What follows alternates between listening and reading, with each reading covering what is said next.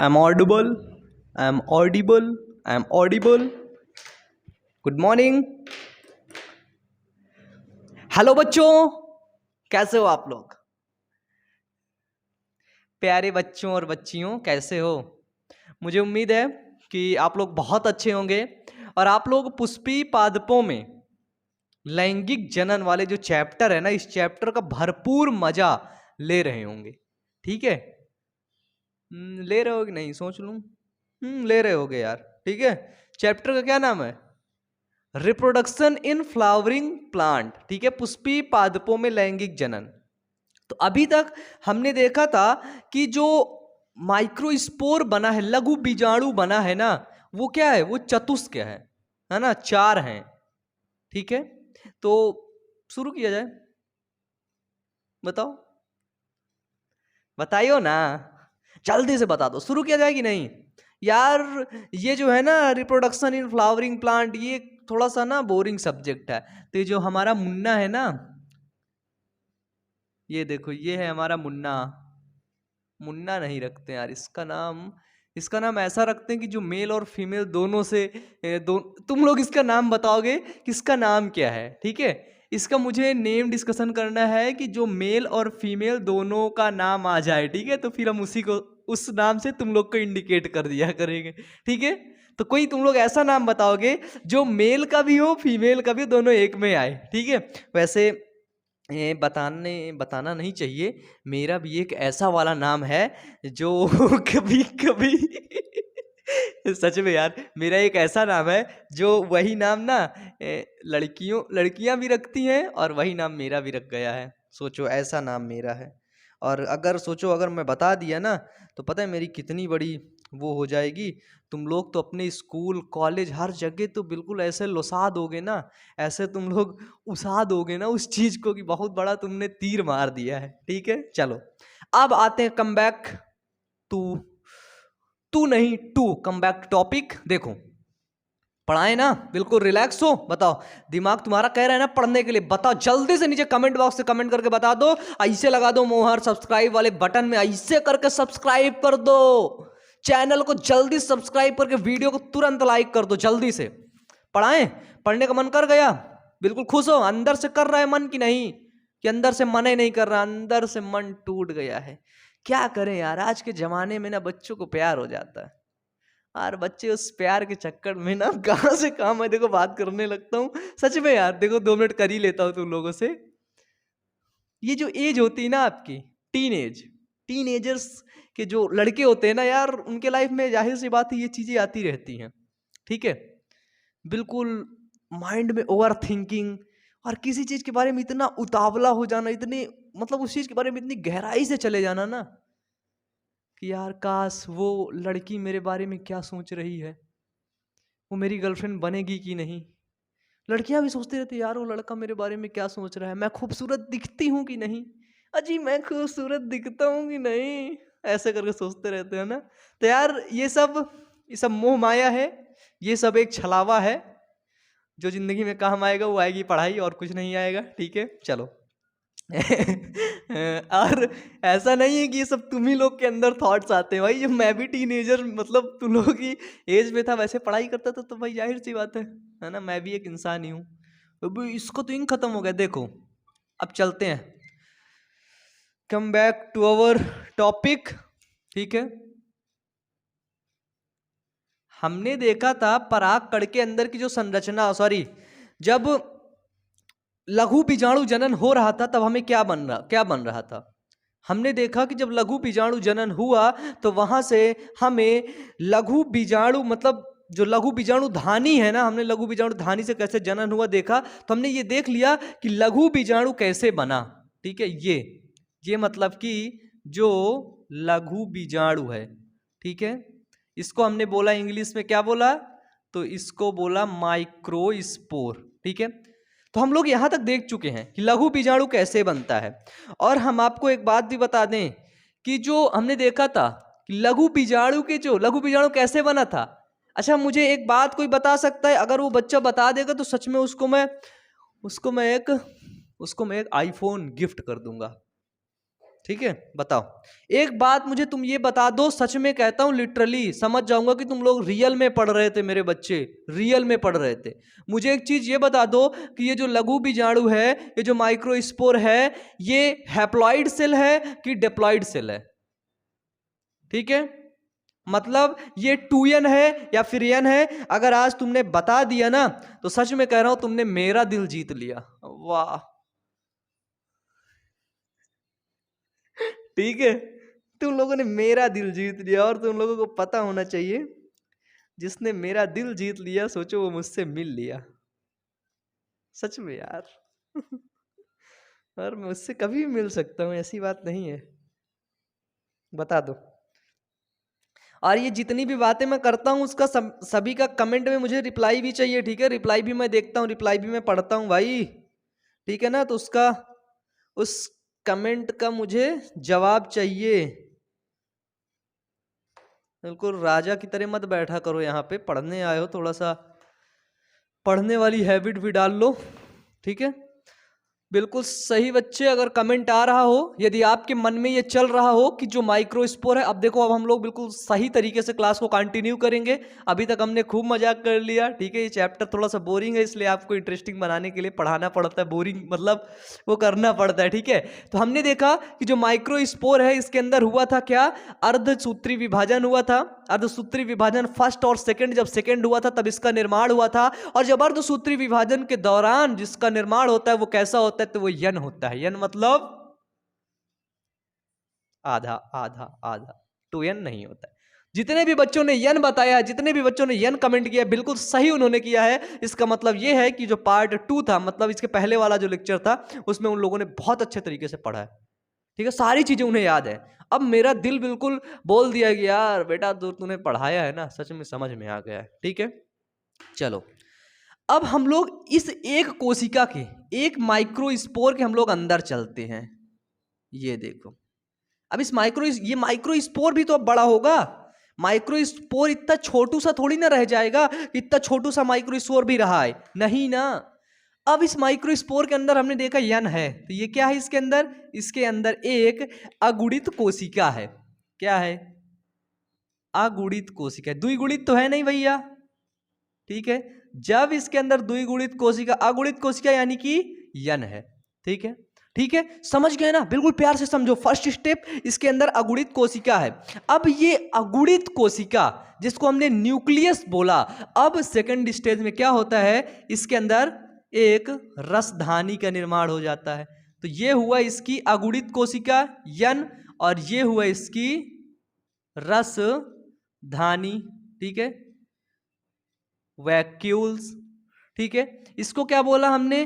तो इसको बोला हमने न्यूक्लियस, केंद्रिका, ठीक है? ठीक है जी, समझ गए ना? इतना समझ गए कि नहीं? अब इससे आगे भैया ये बड़ा हो रहा है ना, एक माइक्रोस्पोर जो आया, जो एक लघु बीजाणु आया, अब वो बड़ा हो रहा है ना। पहले बड़ा हुआ, अगुणित कोशिका के अंदर बनी, इसके अंदर वैक्यूल्स आया, यानी कि रसधानी आई। रसधानी का क्या काम होता है? पानी को इकट्ठा करना, वाटर लेवल को मेंटेन करना, वाटर लेवल को भर लेना। वैक्यूल्स मतलब समझ लो पानी की टंकी। पानी की टंकी क्या होती है तुम लोग समझ रहे हो? उसके अंदर हम लोग जो बोर होता है उसको चला देते हैं, ऊपर पानी भर जाता है। अब देखो, अब इसके अंदर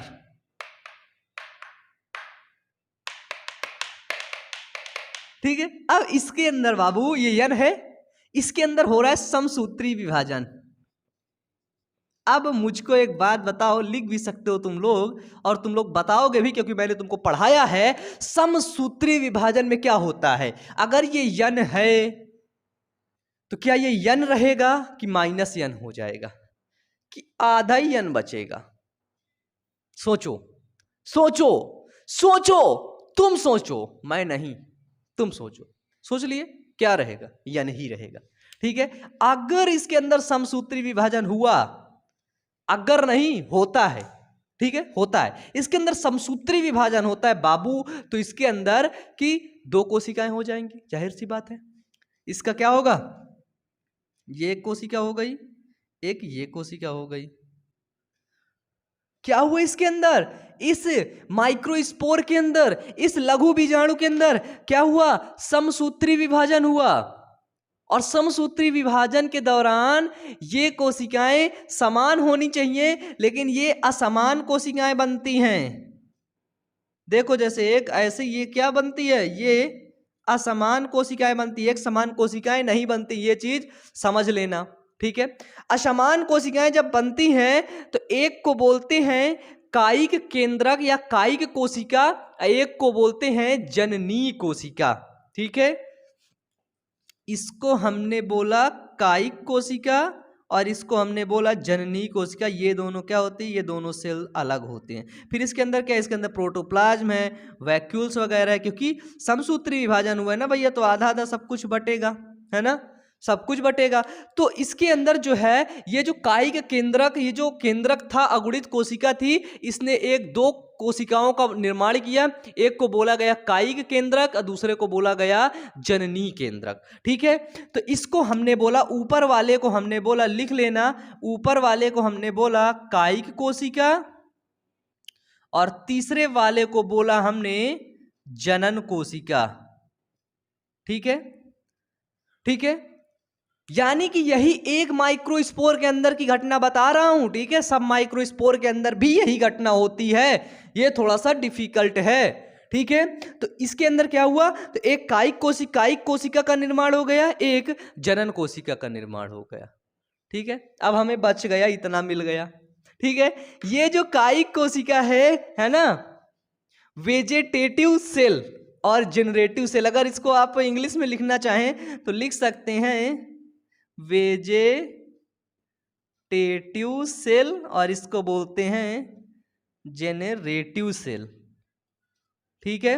देखो यहां पे जो कायिक कोशिका अलग हो गई, जनन कोशिका अलग हो गई। अब ये हुआ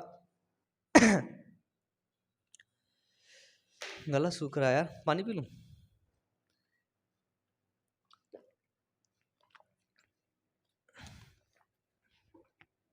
बहुत गर्मी, देख लो, ठीक है।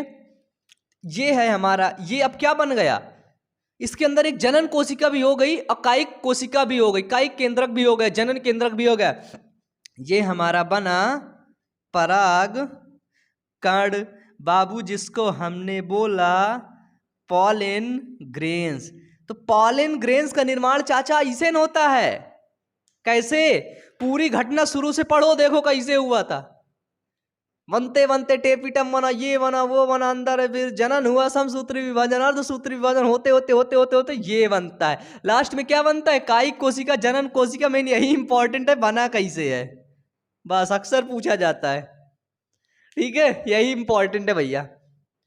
सोचो, जनन होते हैं, रिप्रोडक्शन होता है, मानवों के अंदर होता है, हमारे तुम्हारे अंदर होता है। कल के तुम बड़े होगे, बच्चे पैदा करोगे, शादी होगी तुम्हारी, बताओ, शादी करना, दावत हमें भी दे देना भैया, खाना खाने हम भी आ जाएंगे, ठीक है ठीक है ना। तो अब मेरी अगर होगी तो मैं भी तुम लोग को बुला लूंगा, ऐसी भी बात नहीं भाई, बुला लूंगा, चले आना तुम लोग भी, भुक्खड़, है ना। तो ऐसे ही निर्माण होता है।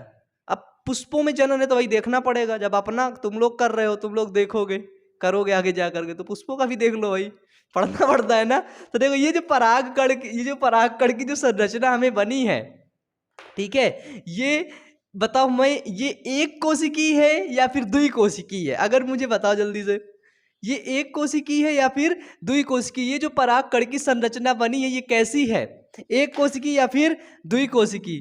तो आपने बोला भैया जी ये द्विकोशिकी संरचना है। कैसे तुमको पता चला द्विकोशिकी है, तो यार भैया तुम पागल आदमी हो। बिल्कुल हम पागल हैं, हमको कुछ पता ही नहीं, तुम्हें पता है। अच्छा जी, हाँ भैया देखो ना, इधर तुमने लिखा कायिक कोशिका, हाँ, दूसरा लिखा जनन कोशिका, तो द्विकोशिकी हुआ ना। ओह अच्छा जी, ऐसी बात है क्या, ठीक ठीक ठीक ठीक, हमें कुछ नहीं पता है, ठीक है। अब देखो परागकण बन गया। अब देखो कहने का मतलब है ऐसे परागकण इनमें भी बन गया। जब ऐसे ही परागकण इनमें भी बन गया तब क्या होगा, परागण की क्रिया होगी, स्फुटन होगा, बम ब्लास्ट होगा। किसके अंदर, ये किसके अंदर हो रहा है, किसके अंदर हो रहा है, बताओ जल्दी। हाँ हाँ हाँ, बोलो बोलो बोलो। अगर पूछा जाए किसके अंदर हो रहा है तो एंथर के अंदर हो रहा है। गधे, पागल, याद है ना? अब होगा परागण की क्रिया। ठीक है, परागण। जब परागण होता है यानी कि अब इसका स्फुटन होगा। ठीक है, तो मैंने वहां पर आपको बताया था टेपिटम, तो स्फुटन से पहले टेपिटम। और मैंने आपको एक चीज बताई थी, हमने ये बताया था कि जो ये पराग कण की जो संरचना होती ना, इसके बाहर एक परत पाई जाती है भाई। याद करो, भूल रहे हो, भूल रहे हो, इसका नाम बता देना। ठीक है, तो वो नाम लेकर के, ए चाचा देखो, ऐसे संरचना हमने देखा था, 1 2 3 संरचना, 4 परत, फिर ऐसे हमने देखा 2 कोशिकाएं, फिर हमने देखा इसके ऊपर एक कवर चढ़ी थी। ये कवर चढ़ी थी तभी तो आपस के जेनेटिक मटेरियल, आनुवांशिक पदार्थ आपस में जुड़ नहीं रहा था। किसकी कवर चढ़ी थी? कैलोज की परत चढ़ी थी। बताओ, कैलोज भित्ति चढ़ी थी ना, कैलोज भित्ति के अंदर ही तो सारा खेल हो रहा है, तो इसके बाहर किसकी परत चढ़ी है? कैलोज भित्ति की परत चढ़ी है। ये देखो, अगर कैलोज भित्ति की परत ना चढ़ी होती तो पता लगा कि जनन केंद्रक ना रास्ते में गिर जाता। ठीक है, क्या होता? जनन केंद्रक रास्ते में गिर जाता, तुम लौटते समय ढूंढते हुए जाते, अबे जनन केंद्रक कहाँ गिर गया यार, बता ना कहाँ गिर गया। ऐसे ढूंढते हुए जाते, मैं देख करके उधर हंसता कि देखो यार पागल आदमी। तो कैलोश की परत चढ़ी ना इसके अंदर, कैलोश की परत को हटाना होगा ना, तो मैंने वहां पे आपको बताया था टेपिटम। बताओ, टेपिटम के बारे में बताया था ना, टेपिटम एक परत होती है, इसके बाहर वाली परत को बोलते टेपिटम। टेपिटम का क्या काम होता है? तो यार याद कर लेना, लिख लेना कि जो टेपिटम होती है ना, ये कैलेज एंजाइम स्रावित करती, इसके बहुत ढेर सारे काम होते हैं। कैलोज की परत रहती है और ये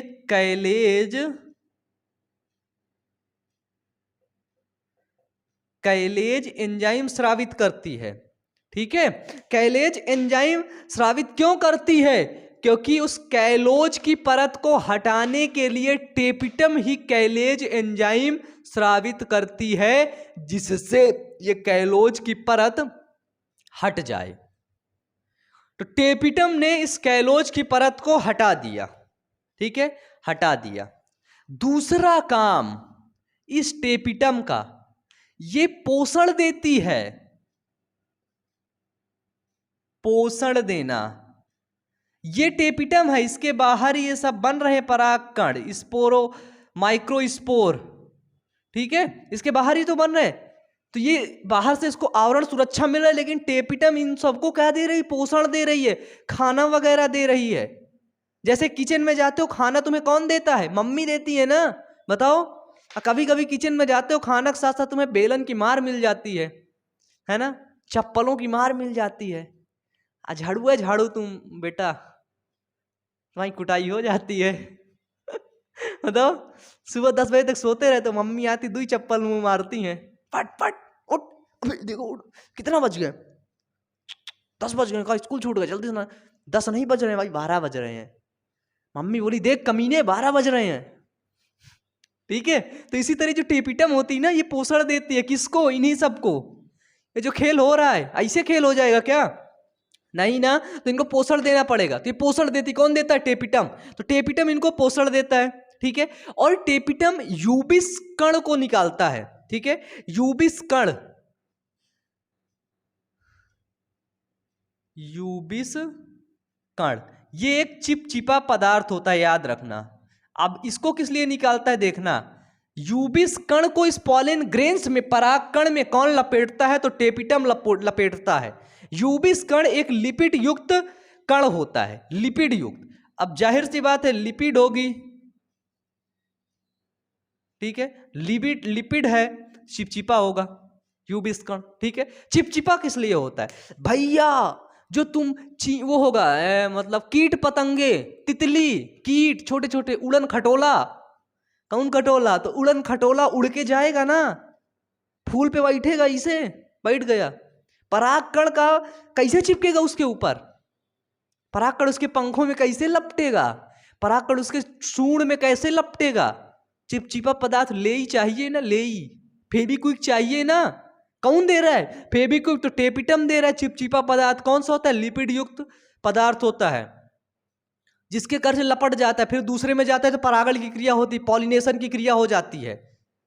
ठीक है, तो लिपिड युक्त कण चिपचिपा पदार्थ ये देता है, कौन देता है? तो वो टेपिटम दे रहा है इसको। कौन? इसको दे रहा है। सबसे पहले इसको वो हटा दिया तो इसकी बाहर की कवर हट गई। ठीक है, इसके बाहर की कवर हटी तो इसके बाहर इसने क्या किया? एक बिल्कुल लिपलिपा पदार्थ, चिपचिपा पदार्थ है ना, बिल्कुल जैसे थूक होता है, थूक से भी चिपचिपा पदार्थ ऐसे लपेट देता है उसके ऊपर। ठीक है, थूक को इंग्लिश में सलाइवा बोलते हैं, याद रखना। ठीक है ना। और एक चीज देता है, स्पोरोपाइलिन। ठीक है, स्पोरोपोलेनिन। स्पोरोपोलेनिन। ठीक है, स्पोरोपोलेनिन क्या होता है? तो जैसे देखो, जंतु जगत है, एक पादप जगत है। ठीक है, मैंने पढ़ाया पादप जगत। अब हमें ये बताओ कि जंतु जगत का, मैं जंतु जगत में आता हूं, जंतु जगत का सबसे कठोर पदार्थ क्या है? तो भैया हमने बताया जंतु जगत का सबसे कठोर पदार्थ हड्डी है, मैं बताया। लेकिन तुम ठहरे पढ़े लिखे, तुमने तुरंत बोल दिया कि हड्डी नहीं है, दांत है। अच्छा, फिर उसमें से एक बच्ची ऐसी है, वो लड़की बैठी देख रही, हाँ तुम ही क्यों कह रहा हूं यार, बच्ची सच में तुम ही को कह रहा हूं बेटा, हाँ हाँ तुम ही को, बस तुम ही हो। उसने बोल दिया दांतों के अंदर पाया जाने वाला भैया जो इनेमिल होता है ना, वो होता है सबसे कठोर पदार्थ। ओ जी, ऐसा होता है क्या? ई तोड़ मत देना। ई इसके अंदर जो इनेमिल पाया जाता है वो सबसे कठोर पदार्थ होता है। अजी अच्छा, तो मैंने पूछ लिया कि बताओ पादप जगत का सबसे कठोर पदार्थ क्या होता है, बताना।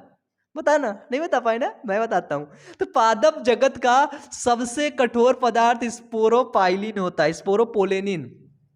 ठीक है, जैसे दांतों के अंदर इनेमिल पाया जाता है, हड्डी नहीं सबसे कठोर पदार्थ पाई जाती है, उसी तरह पादप जगत के अंदर सबसे कठोर पदार्थ स्पोरोपोलिनिन पाई जाती है। और स्पोरोपोलिनिन क्या होती है? तो जो परागकण होती है, इसके बाहर इसकी एक संरचना होती है जिसको एक जाइन बोलते हैं। इसी तरह बताया जाता है परागकण ना कई वर्षों तक खराबे नहीं होते हैं।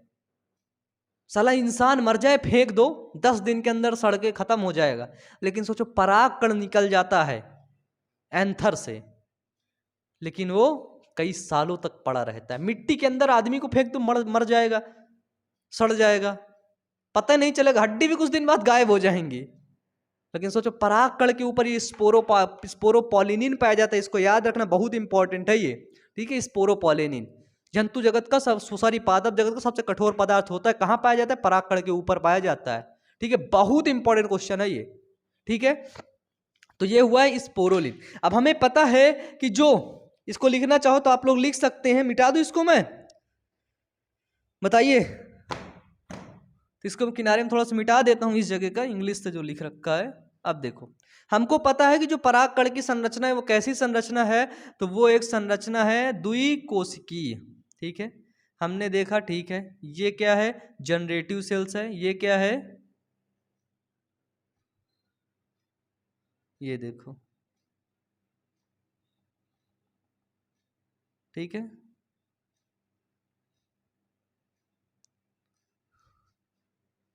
हाँ, तो हमने देखा ये द्विकोशिकीय है। ठीक है, एक ये नीचे वाली, ऊपर वाली वेजिटेटिव कोशिका है, कायिक कोशिका है, और नीचे वाली क्या है? जनन कोशिका है। ठीक है, हाँ, दो चीज हमको पता है। पता है बाबू, जो एक्जाइन जिसको बोलते हैं, जिसको हम लोग बोलते हैं वाह्य चोल, ये परागकण है, ध्यान रखना। ठीक है, परागकण की संरचना डाल के इसको बना लो। वाह्य चोल होता है जो, जिसको हम लोग एक्जाइन बोलते हैं। क्या बोलते हैं? तो जिसको हम लोग एक्जाइन बोलते हैं। ये देखो,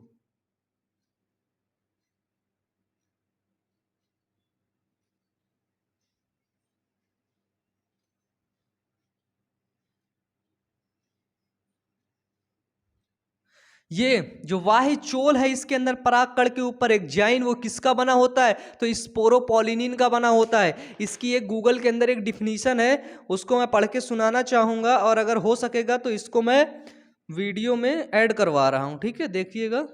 स्पोरोपोलिनिन, ये गूगल का डाटा है, ये देखिए, पढ़ के सुनाई देता हूं कि sporopollenin is one of the most chemical inert biological polymer होता है ये, ठीक है। It is a major component of the टंग आउटर, ठीक है, is called exine.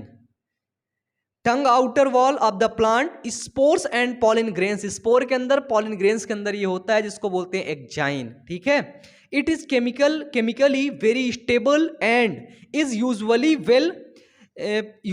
Well preserved in soil and sediments, ठीक है। ये उसी को संरक्षित करते, सॉइल और सेडिमेंट्स को ये क्या करते, संरक्षित करती है। समझ रहे हो, एक्जाइन इतना ज्यादा ये कठोर होता है, ठीक है। इतना हमने देख लिया। अब इसके बाहर की जो कोशिका होती है वो होती है कोशिका भित्ति, ठीक है, ठीक है। समझो ये एक्जाइन वाला पार्ट हुआ। इसके अंदर की भी एक पार्ट है ना, ये जो बनी है, ये वाली जो इसके बाहर की जो परत है जिससे परागकण ढका हुआ है, उसको बोलते हैं एंटाइन, इसको बोलते हैं अंतःचोल, याद रखना, एंटाइन, ठीक है। तो इसको हमने क्या बोला, तो इसको हमने बोला अंतःचोल। ये सेलुलोज और पेक्टिन की बनी कोशिका भित्ति होती है। अगर पूछा जाए एंटाइन किसकी बनी होती है तो इसको लिख लो, इसको लिखा तो नहीं, ये बनी होती है सेलुलोज प्लस पेक्टिन की, ठीक है। तो जो अंतःचोल होती है वो सेलुलोज पेक्टिन की, बाह्य चोल एक्जाइन किसकी बनी होती है, स्पोरोपोलिनिन की बनी होती है। अब हम देख रहे हैं इसके अंदर क्या है, तो इसके अंदर हमने देखा ये क्या है, तो देखो लिख ही देता हूं, इसको ट्यूब सेल भी बोलते हैं, इसको हमने बोला वेजिटेटिव सेल। इसके अंदर हमने फिर देखा, इसके अंदर पाया जाता है वैक्यूल्स, वैक्यूल्स ये लिख रखा है, ठीक है। वेजिटेटिव सेल वैक्यूल्स, इसको हमने क्या बोला, इसको हमने बोला जर्म सेल, या फिर हमने बोला इसको जनरेटिव सेल, ठीक है, जर्म सेल भी इसको बोल सकते हैं, ठीक है। जनरेटिव सेल इसको हमने बोल दिया, लिख दो, लिख दो उसे भी जेनरेटिव सेल। और तुम लोग कुछ मत लिखना अपने हाथों से, तुम्हारे हाथ में मेहंदी लगी होगी ना, नोट्स मांगते हो कमीनों, गंदे बच्चों, गंदी बच्चियों भी नोट्स मांगती, इंस्टाग्राम में जाकर के यहाँ पे मैसेज आता है, तुम नोट्स दे दो, नोट्स दे दो, तुम नहीं बना सकते हो नोट्स, हाँ पीटे जाओगे बदतमीज। चलो जनरेटिव सेल्स वैक्यूल्स हमने देख लिया, यहाँ भी पाई जाती है ना। अब देखो समझना ये किसकी संरचना है, तो बाबू परागकण की संरचना है, पॉलिन ग्रेन्स की संरचना है, ठीक है। एक्जाइन एंटाइन समझ गए, समझ गए, वैक्यूल समझ गए। अब इन्हीं के बीच में एक जर्म पोर होता है, क्या होता है, जर्म पोर। जैसे देखो ये ऊपर उभरा हुआ है, अब किनारे में इसकी संरचना धंसी हुई होगी ऐसे करके, जिससे इसका जेनेटिक मटेरियल बाहर भी तो निकलना चाहिए। ऐसा तो नहीं बिल्कुल घर को तुम चारों तरफ दीवार उठा दिए, अब बीच में जहां लगाना था दरवाजा वहां भी तुम दीवार उठा दिए। तुम अंदर बैठे बैठे दीवार ऐसे बना रहे थे, इधर भी बना डाले, इधर भी बना डाले, इधर भी बना डाले, इधर बना डाले। अब तुम्हें जाना है बाहर, ऐसे गए लड़ गए दीवार पे, अब कहाँ जा पाओगे ना, दरवाजा तो है ही नहीं ना, दरवाजा भी लगाना पड़ेगा छोटू सा। तो इसके अंदर दीवार तो उड़ गई, मजबूत दीवार है, कोई तोड़ नहीं सकता, लेकिन दरवाजा भी है जिसको बोलते हैं जर्म पोल।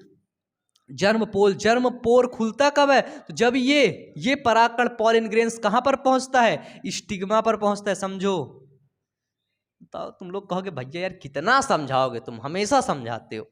सोचो मैं इतना अच्छे से समझाता हूं, मेरा शुक्रिया अदा करो, लाइक कर दो, चैनल को सब्सक्राइब भी कर दो। जब ये पहुंचेगा यहाँ पे तब ये जर्म पोर खुलेगा, तब इसका जेनेटिक मटेरियल अंदर जाएगा भैया, समझ गए ना, सही यही समझाना था। खत्म, टाटा बाय बाय, हो ही गया। परागकण की संरचना यही है। एनसीईआरटी उठा के देख लो, एनसीईआरटी उठा के देख लो। परागकण क्वेश्चन पूछा जाता है, परागकण बताओ, परागकण एक मादा युग्मोद्भिद है कि नर युग्मोद्भिद है। तो मैंने बोल दिया कि जो परागकण होता है हमेशा कहीं भी आ जाए टिक मार देना कि परागकण मादा युग्मोद्भिद होता है, ठीक है। टिक तुरंत मार देना बेटा, तुम्हारे नंबर कट जाएंगे, ठीक है ना। परागकण नर युग्मोद्भिद होता है, याद रख लेना अगर नंबर बचाने हो तो, ठीक है। परागकण कैसा होता है, तो परागकण नर युग्मोद्भिद होता है, ठीक है। इसको अब आप लोग लिखेंगे जल्दी से, इसको लिख लो तो मैं फिर कंटिन्यू करूं, ठीक है। बताओ, समझाने वाली कोई बात है क्या? बस समझे हुए भैया। लिख लो, मिटा दूं? मिटा दूं इसको मैं? देख लो एक बार, और स्क्रीनशॉट लेना चाहो तो ले लो। स्क्रीनशॉट पे जमाना चलता है।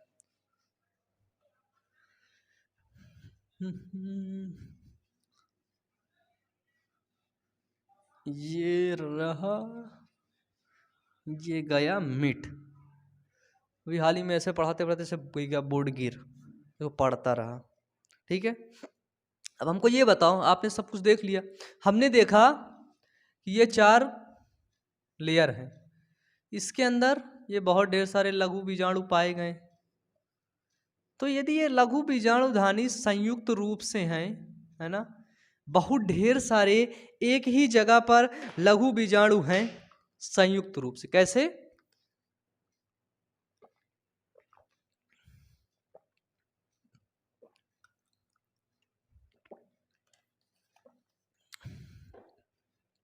कैसे हैं? अगर ये लघु बीजाणु बहुत ढेर सारे संयुक्त रूप से हैं, आपस में जुड़े हुए हैं, तो इसको बोलते हैं पोलिनिया।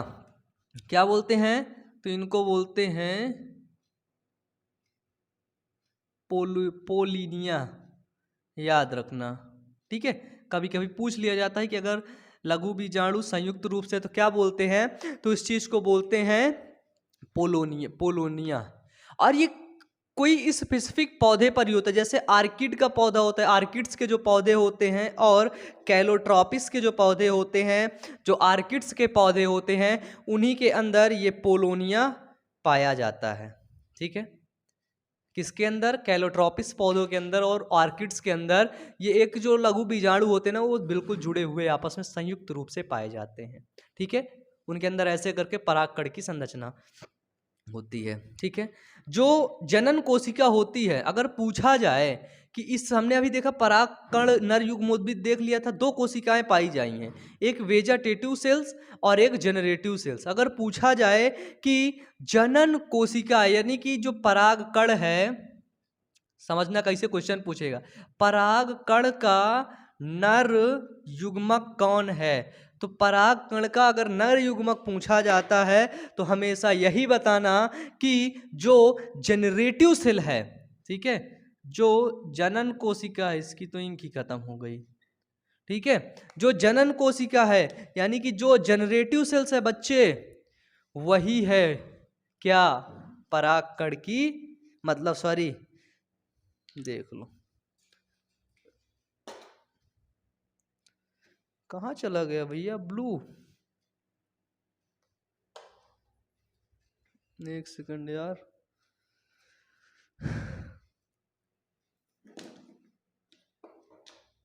यार सच में मैं परेशान हो जाता हूँ कभी कभी। बताओ, मैं ढूंढ लिया, इधर ही रहना चाहिए उसको, लेकिन नहीं है। ठीक है, हटाओ, कोई बात नहीं। अगर पूछ लिया जाए परागकण के अंदर तो 2 कोशिकाएं पाई जा रही हैं, 2 कोशिका में बता दो कौन सी नर युग्मोद्भिद है, नर युग्मक है। जो जनन कोशिका है ना, वो क्या है? वो नर कोशिका है। ठीक है, नर युग्मोद्भिद है, इतना कंफर्म रखना। चलो, अब आप लोग नोट डाल करके लिख सकते हो, क्योंकि एनसीईआरटी में मेंशन करके रखा है, और आपको पता है कि बायो 1 पढ़ाता है तो क्या पढ़ाता है? सिर्फ और सिर्फ बाबू वो एनसीईआरटी पढ़ाता है। ठीक है, एनसीईआरटी में बाबू लिख रखा है ये चीज, एक चीज ये लिख रखा है कि 60%, लिख लो कि 60% पादपों के परागकण 2 कोशिकीय अवस्था में ही झड़ते हैं। कैसे झड़ते हैं? 60% पादपों के परागकण 2 कोशिकीय अवस्था में झड़ते हैं। यार अजीब चीजें हैं। ठीक है, तो बस ये केमिस्ट्री फिजिक्स जैसे आ रही है। ठीक है, 2 कोशिकीय अवस्था मतलब ऐसे ही परागकण, हमने ऐसे देखा तो ऐसे ही परागकण झड़ जाते हैं। कितने? 60%, बचते हैं 40%। तो 40% इनमें लिख लो। 2 कोशिका कौन कौन सी? पहली कायिक कोशिका है, दूसरी जनन कोशिका है। 40% पादपों में जनन कोशिका समसूत्री विभाजन द्वारा 2 जनन कोशिका का निर्माण कर लेती है। ठीक है, 40% पादपों में क्या होता है, तो याद रखना जनन कोशिका जो है, कायिक नहीं, ये कायिक कोशिका, ये कौन सी है, तो ये कायिक है, और ये कौन सी है, तो ये जनन है। 40% पादपों में, याद रखना 100% है, 60 तो अलग हो गए, 40% जो बचे, जनन कोशिका क्या करती है, समसूत्री विभाजन द्वारा दो जनन कोशिका, समसूत्री विभाजन द्वारा एक और जनन कोशिका का निर्माण कर लेती है। ठीक है, तो 40% पादपों में कैसे हुए, तो उसमें दो कोशिकीय हुए, इसमें कैसे हुए, तो इसमें त्रिकोशिकीय अवस्था में ये 40% पादपों में झड़ते हैं। त्रिकोशिकीय अवस्था क्या है, याद रखो, ये है कायिक हमारी जैसे, और ये क्या है बाबू, ये है जनन, दो हो गई। ठीक है, जनन कोशिका। अब आप एक चीज और भी याद रख लो, चाहे ये दो कोशिकीय अवस्था में झड़े या तीन कोशिकीय अवस्था में झड़े, जब ये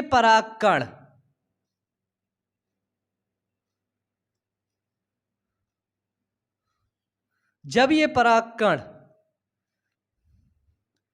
मादा जनन अंग में पहुंचता है, फीमेल रिप्रोडक्टिव पार्ट में पहुंचता है पुष्प के, तब ये तीन कोशिकीय अवस्था में ही इसको जाना है, तीन कोशिकीय अवस्था में इसको बनना होता है, तभी जा करके पराग नलिका निकलती है जो इन परागकण की कोशिका को यहाँ पर पहुंचाती है। ठीक है, मतलब तीन इनको होना पड़ेगा। ठीक है, तो ये जो 60 निकल रहे हैं ना, 60% पादप, उनको भी जब यहाँ पे पहुंचेगा परागकण तो उनको तीन कोशिका त्रिकोशिकीय अवस्था में होना पड़ेगा। ठीक है, तो आप लोग ये चीज याद रखना।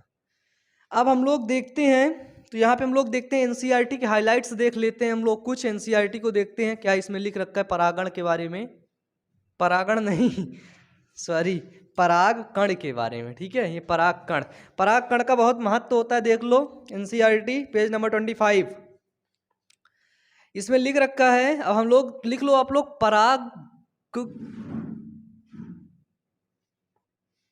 के बारे में।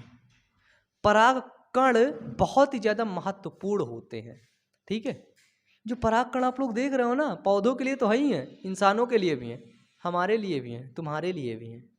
देखो आप लोग इसमें लिख सकते हैं, या फिर हाँ लिख भी सकते हैं यार, लिख लो कि परागकण पोषण से भरपूर होते हैं। सोचो, पराग के अंदर परागकण क्या होते हैं, पहली चीज आप लोग लिख सकते हैं, पोषण से भरपूर होते हैं। ठीक है बाबू, परागकण के अंदर खूब पोषण होता है। सोचो, पोषण होता है तो हम इनको खा भी सकते हैं। ठीक है, जिसमें लिख रखा है कि परागकण, एनसीईआरटी में लिख रखा है, परागकण पोषणों से भरपूर होते हैं। हाल के वर्षों में आहार संपूरकों के रूप में पराग गोलियों, पराग टैबलेट्स, ये देखो pollen bee pollen from England के अंदर इसके परागकण के ना टैबलेट्स आने लगे। लिख लो, natural bee collected pollens in tiny golden pods. ठीक है, a natural food for honey bees. ठीक है, नेटवेट सब कुछ लिख रखा। सोचो, पॉलिन ग्रेन्स की टैबलेट्स आने लगे। ठीक है, तो पराग कणों का आहार संपूरकों के रूप में पराग गोलियों को लेने का बहुत ज़्यादा प्रचलन बढ़ा है। क्यों? क्योंकि इसके अंदर बहुत ही ज़्यादा पोषण होते हैं, न्यूट्रिशन होते हैं। ठीक है, फिर लिख लीजिए, एनसीईआरटी हाईलाइट से लिख लो यार कि पश्चिमी क्षेत्रों में या पश्चिमी देशों में भारी मात्रा में पराग उत्पाद गोलियों एवं सिरप के रूप में बाजारों में उपलब्ध है। सिरप भी आते हैं, पॉलन प्रोडक्ट का देखो, पॉलन की क्रीम आती है, द एनर्जी शेक आता है पॉलन का, पॉलन ग्रेन्स का, सिरप भी आता है, और ये बालों में लगाने वाला कोई पदार्थ है क्या, वो भी आता है, टैबलेट्स भी आते हैं। ठीक है, ये बाजारों में मार्केट में आसानी से उपलब्ध है, मिल भी जाते हैं। ठीक है, पराग खपत यह दावा करते हैं कि यह खिलाड़ियों एवं अश्व, ठीक है, धावक अश्वों की कार्य क्षमता में वृद्धि करता है। जो खिलाड़ी हैं यदि उसे खा लेते हैं तो बहुत ज्यादा उसके अंदर एनर्जी आ जाती है। जो घोड़ा है दौड़ने वाला, ठीक है, धावक है दौड़ने वाला, तो उसको जब वो खाता है तो बिल्कुल घोड़ा बहुत तेजी से दौड़ता है, या जो खाता है घोड़ा की तरह बहुत तेजी से वो दौड़ता है। ठीक है, जैसे और भी बहुत ढेर सारी चीजें आती हैं मार्केट में, बाजार के अंदर। ठीक है, और गर्मी भी आती है साथ में। और इसमें आप लोग लिख सकते हैं कि ये परागकण सोचो इतना ज़्यादा लाभदायक तो हमारे लिए है, लेकिन परागकण से एलर्जी भी होता है। ठीक है, परागकण हानिकारक भी होता है। ठीक है, तो इसको आप लोग लिख सकते हैं, लिख लीजिए। परागकण गंभीर एलर्जी, दमा, श्वसनी शोध। ठीक है, परागकण से क्या होता है, दमा भी होता है, श्वसनी शोध भी होता है। ठीक है, श्वसनी शोध क्या होता है, श्वसन से बीमारी, ट्रैकिया रिलेटेड बीमारी जो हो जाती है वो भी होता है इससे। कभी कभी आप जाते हैं बाहर की तरफ, कोई पौधे वौधे का है, पॉलन ग्रेन्स अगर उड़ रहा है आपके नाक में पहुंच गए तो एलर्जी कर देता है, खूब छींक आने लगती है, अजीब चीज़ें।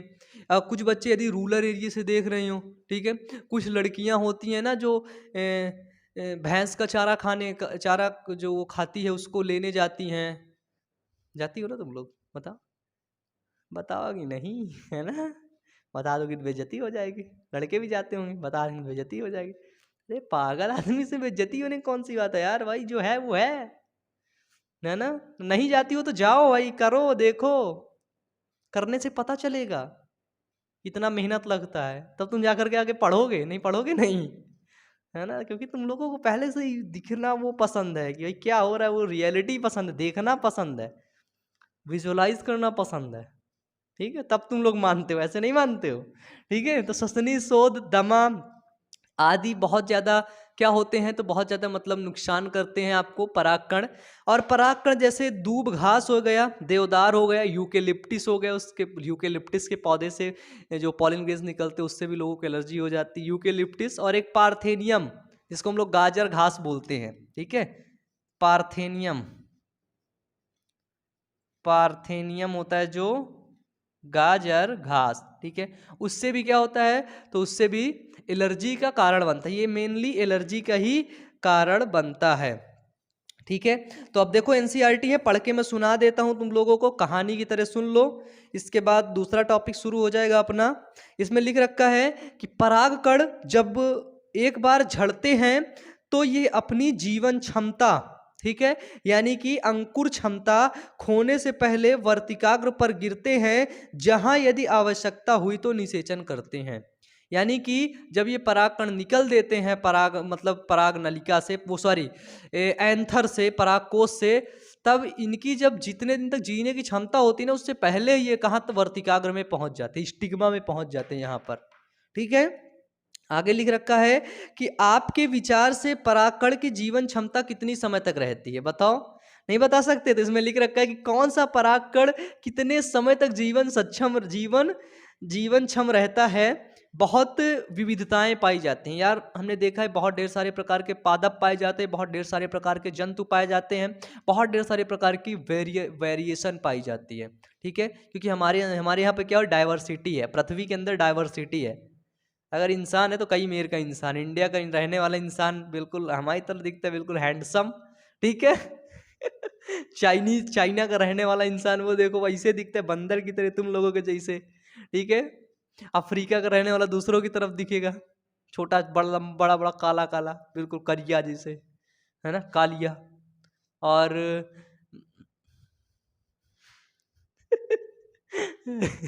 है ना, ऐसे करके।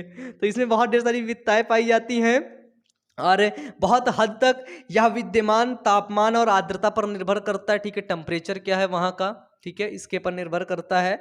कुछ अनाज जैसे धान एवं गेहूं में, ठीक है, कुछ अनाज जैसे धान एवं गेहूं में परागकण अपनी जीवन क्षमता बहुत जल्दी, लगभग 30 मिनट में ही खो देते हैं। धान और गेहूं के जो परागकण होते हैं वो अपनी जीवन क्षमता लगभग 30 मिनट के अंदर खो देते हैं, इसीलिए जब पौधे आपस में लड़ते हैं परागण की क्रिया हो जाती है। अगर तुम सोचो एक धान का पौधा यहाँ पे लगा दो और एक धान का पौधा यहाँ पे लगा दो, परागण होने के चांसेस नहीं है। ठीक है, क्योंकि धान और गेहूं के अंदर जो परागकण निकलते हैं वो 30 मिनट के अंदर ही अपनी जीवन क्षमता खो देते हैं। इसीलिए धान गेहूं के पौधे आप लोग देखे हुए ऐसे ऐसे हवा चलती जैसे आपस में लड़ते रहते हैं, हालते रहते हैं ना, हलते डुलते रहते। करो, तुम लोग भी कर लो यार, एक्सरसाइज हो जाएगी, आज मैं यहीं पे एक्सरसाइज ही कर लेता हूँ। ऐसे धान गेहूं हालता रहता है ना, मेरी किडनी दर्द कर रही है है ना। धान गेहूं ऐसे ऐसे करता है ना, करता है यार सच में, मेरे को विजुअलाइज हो रहा है यार, मेरे को दिख रहा है भाई ऐसे करता है, ऐसे हालता रहता है भाई साहब, क्या अच्छा लगता है यार, है ना। ऐसे हालता रहता है तो 30 मिनट तक होती है, आपस में टच कर जाता है, क्या हो जाता है फिर पॉलिनेशन की क्रिया हो जाती है, परागण की क्रिया हो जाती है। 30 मिनट में ही खो देते, इसमें लिख रखा है कि जबकि गुलाबवंत जैसे रोजेसी लेग्यूमिनेसी के पौधे हो गए तथा सोलोनेसी आदि के कुछ सदस्यों के परागकण की जीवन क्षमता महीनों तक बनी रहती है। ठीक है, जो लेग्यूमिनेसी और सोलोनेसी होती है, इसके जो परागकण होते हैं, इसकी जो जीवन क्षमता होती है वो महीनों तक बनी रहती है। आपने शायद सुना हो कि कृत्रिम गर्भाधान के लिए, ठीक है, एनसीईआरटी में है भैया, आप लोगों ने शायद सुना हो कि कृत्रिम गर्भाधान के लिए मानव सहित बहुत से जानवरों के वीर्य शुक्राणुओं का भंडारण किया जाता है ना। मानवों के शुक्राणु का, स्पर्म का भंडारण किया जाता है, या किसी जो जीव का, जैसे कोई जीव है अफ्रीका के अंदर पाया जाता है, जैसे कोई समझ लो कोई ऐसा जीन है, कोई ऐसा जीव है बड़ा सा है, ठीक है, जिसका जीन अगर भैंस के अंदर चला जाएगा, जिसका शुक्राणु भैंस के अंदर चला जाएगा, बहुत दूध देगी भैंस, तो उस जीव को, है ना, उस भैंसे को तुम एरोप्लेन में लाद के लाओगे थोड़ी ना यहाँ तक, नहीं ना, उसका स्पर्म ले आओगे ठंडा करके, बिल्कुल ठंडे फ्रिज में रख के ले आओगे, यहीं पे वो करा दोगे। कृत्रिम गर्भाधान वही तो होता है। ठीक है, आजकल तो मानवों के अंदर ट्रेंड चल रहा है, ह्यूमंस के अंदर टेस्ट ट्यूब बेबी प्रोग्राम, आप लोगों ने देखा होगा, सुना होगा, नहीं सुना तो आगे पढ़ोगे, अभी ट्रेंड चल रहा है भाई। बड़े बड़े जो एक्टर्स हैं ना, वो लोग अपना स्पर्म, अपना ओवम निकलवा देती, सैरोगेट मदर को दे देती, अपने बच्चा ना दूसरे की माँ को बना देती हैं, दूसरी औरत उनके बच्चे की माँ बन जाती है, फिर बच्चे डिलीवर करके उनको दे देती है, क्योंकि एक्टर्स की बॉडी जो स्लिम दिखती है ना, जो हॉट दिखती हैं, फिर वो दिखेंगी नहीं अगर बच्चा पैदा कर लेंगी तो। ऐसा होता है ना, शरीर थोड़ा सा स्ट्रेचेबल हो जाती है है ना। तो ऐसे सोचो, जमाना, जिंदगी, लोग कहाँ कहाँ बदल चुके हैं, लोग कितने बदल गए हैं, तुम लोग इतनी छोटी सी सोच में बैठे हो लेकर के। ठीक है, तो आप लोगों ने सुना होगा कि कृत्रिम गर्भाधान के लिए मानव सहित बहुत से जीवों का, एक second, what's the problem guys, ये वायर दिक्कत कर रहे हैं। बहुत से जीवों का क्या होता है, तो बहुत से जीवों का जो वीर्य है शुक्राणुओं को भंडारित किया जाता है। बहुत से प्रजाति के जो परागकण होते हैं, ठीक है, जो परागकणों के द्रव जो होते हैं, वो नाइट्रोजन -196 डिग्री सेंटीग्रेड में कई वर्षों तक भंडारित करना उनको संभव होता है। नाइट्रोजन के अंदर आप उन्हें भंडारित कर दो, कई वर्षों तक बिल्कुल रहेंगे, कौन, परागकण। ठीक है, इस प्रकार से भंडारित पराग का प्रयोग बीज भंडार, बीज बैंक होते हैं, जीन बैंक होते हैं, सुन रखा होगा, की भांति पराग भंडारों, पॉलन बैंक, ठीक है, पराग भंडारों के रूप में फसल प्रजनन कार्यक्रम में किया जाता है। फसल प्रजनन कार्यक्रम में इनका किया जाता है उपयोग। एनसीईआरटी की बुक होगी तुम लोगों के पास।